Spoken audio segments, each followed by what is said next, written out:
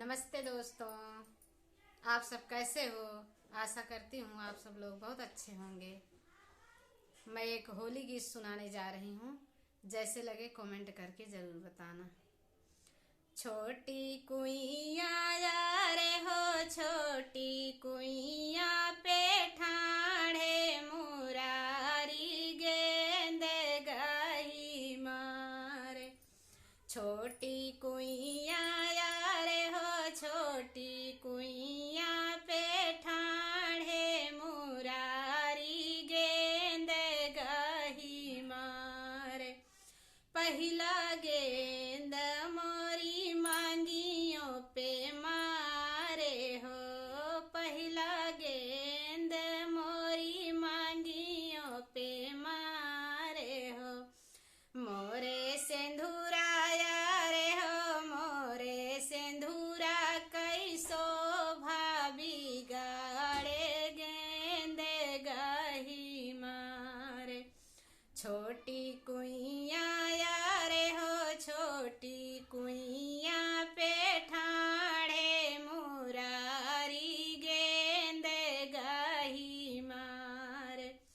दूसरा गेंद मोरे माथावो पे मारे हो, दूसरा गेंद मोरे माथावो पे मारे हो। मोरी बिंदिया रे हो, मोरी बिंदिया कैसो भाभी गाड़े गेंद गही मारे।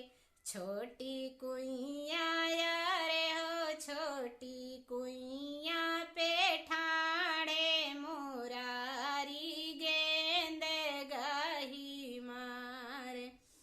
तीसरा गेंद मोरे आँखियों पे मारे हो, तीसरा गेंद मोरी आँखियों पे मारे हो।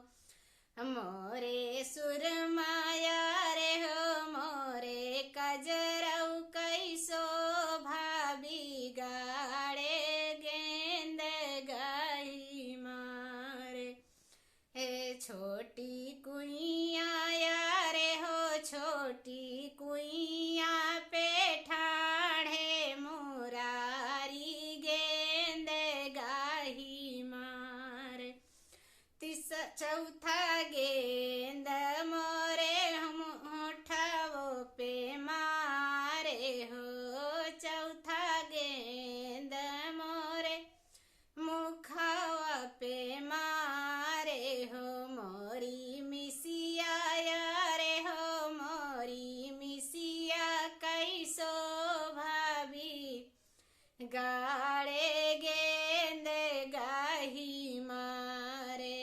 छोटी कुइया रे हो, छोटी कुइया पे ठाणे मुरारी गेंद गही मारे।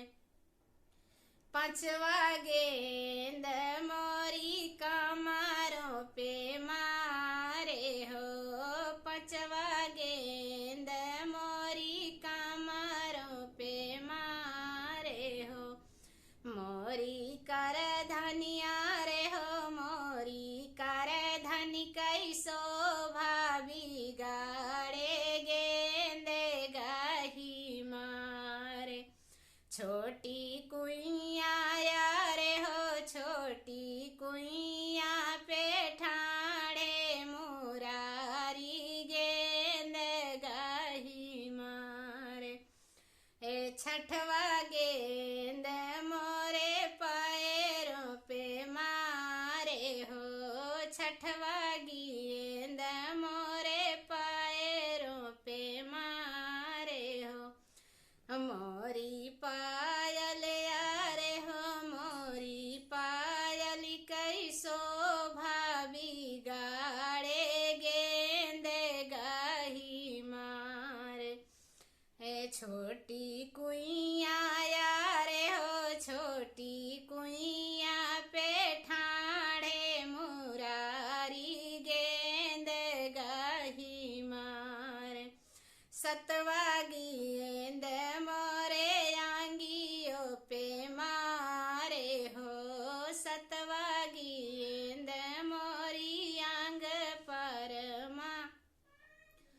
रे हो मोरी चुनरिया रे हो मोरी चुनरी कई शोभा बिगाड़े गेंदे गही मारे छोटी कुइया रे हो छोटी कुइया पे ठाणे मुरारी गेंदे गही मारे।